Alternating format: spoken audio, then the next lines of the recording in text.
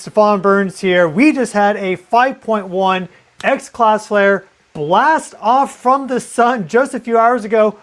Boom! Shakalaka. That is the sixth largest solar flare that we've had in this solar cycle 25.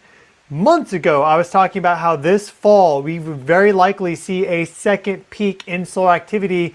That confirms it. That launched a colossal coronal mass ejection towards Earth that is expected to hit us in less than 24 hours. The initial velocity estimate on this is about 1,850 kilometers per second. You do the math, Earth and the sun are 150 million kilometers apart, and well, what you get is about 22 hours for that transit time. Now, there are already two solar storms in front of this one that are about to hit us and expected about less than 12 hours. So what's going to happen, and the first one launch was the slowest, the second one was faster, this is the fastest. It's a perfect situation for a pancake where one solar storm catches up to the other, which then catches up to the other one after that. So that is the situation that we have right now, and likely we're going to get a triple sequence where we get the first one to come in, then we get a bigger shock to follow, and then this third shock should really send us into a pretty crazy geomagnetic storm. And as a result of that, we're likely to see G4 conditions. I would not be surprised if we get a G5 geomagnetic storm within the next 2 days. I think we're almost certainly guaranteed G3 conditions. That's a strong geomagnetic storm. I'm putting the probability of G4 conditions at probably like 80%. And a G5 storm, I'd say it's probably about a 50% chance that we get a G5 storm, maybe even like 55, 60%. I think the combination of these solar storms 1, 2, and 3, with this new one being very fast and very strong, this being a very special event that just occurred on the sun, I think we're looking at almost certainly G4 conditions. Probably, I think the majority percentage is G5. It's possible. It certainly can't rule it out. G5 is certainly possible. So we just had some really, really big energy releases on the sun. What's interesting about this is that it's been following nearly a perfect 25-hour frequency. Just want to show you the X-ray flux really quick. It's really pretty wild. We're going to look at where the light radiation from this hit. Here we have our X-ray flux past 3 days. This flare here was at 7:30 a.m. Universal Time. This one here was at 9:10 Universal Time. This one was at 10:04 Universal Time. And this is a 1.7 X-Class flare, 1.2, and this is a 5.1, 5.2 solar. November the 11th, 2025. Guys, we got a pretty major update about the incoming solar flares from this morning. They've added one to the model, and when they were showing the one this morning, guys, it appeared that the X-flare from today was the one coming out in behind it. But now what we're seeing is a tremendous change in solar wind speed, which they call radial velocity, and it's measured in kilometers per second. What you're seeing since they've added this third flare into the model is this third high peak right here. Now, green line means the Earth, in both of the graphs.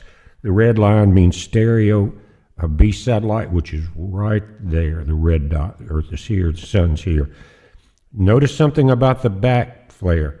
It is moving so much faster that it almost catches up with the forward flares. And guys, we're talking about going from 800 kilometers per second, and that's where we were at this morning. And that is right there. See that? That line, that's where we were at. Now we're here.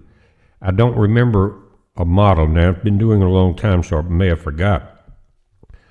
But I don't remember any models initially showing that type of solar wind speed. Guys, that's really rare. And if you look at the timing on it, again, this first 800 kilometer per second impact was going to be on the 12th, which Universal Time put it this afternoon, which is still coming.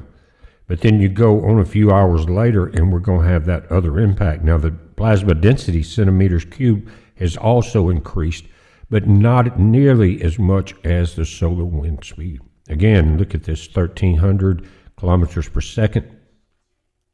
Just so you know, I'm going to put this into the Massive explosions have just launched off the sun and are headed to Earth. This could pose the risk for 2 geomagnetic storms this week, one of which could be strong, and the potential for auroras across the United States. I'm going to go over all that and potential impacts with the storm in the video and some cool apps that you can download to track these things. What you're looking at is the satellite of the sun. You can see the sun's rays here, and that big flash of light, that was a coronal mass ejection, essentially an explosion of plasma that came off the sun, that big shock wave that you saw right there. And here it is again, right, boom, right there. That is headed towards Earth. How's it going out there? Welcome back here to a Tuesday, 11/11/2025, 11:13 a.m. California time here. Latest activity on the Earthquake 3D globe shows a 3.6 hiding out here somewhere in the green flag. A lot of earthquake activity ramping up. Looks like maybe down across the South America area. We'll get to the latest quake activity here in a second. I want to show you guys what's going on here on the sun. We got a pretty big deal going on here for the aurora potential tomorrow night, tonight and tomorrow night. Earlier today, we had the 6th strongest solar flare in this solar cycle. Look at that beauty. That's the third one here, third X flare in the last 3 days, but this here, the strongest flare in quite a while, and it ties, well, it doesn't tie, but it's the 6th strongest flare of solar cycle 25 here. We go over and check out the flares here, the top solar flares of solar cycle 25. So far, last year, the one back in October 3rd, last year, the X 9.0 was the largest. Today's event, look at that, X 5.1 from 4274. I've been chatting about that sunspot for a while, how it's a monster of a sunspot, super complex, still has potential to see even stronger flares. And the only bad thing is that it's currently facing the planet. Yeah, so 11/11, that's when that X 5.1 struck. Let's talk about the effects of that now. We're still getting slammed by protons. These are charged protons from the recent strong flares just bombarding the planet, hitting the ionosphere, and creating these radio blackouts at the higher levels, the upper latitude levels there. Now, most of the time when this happens,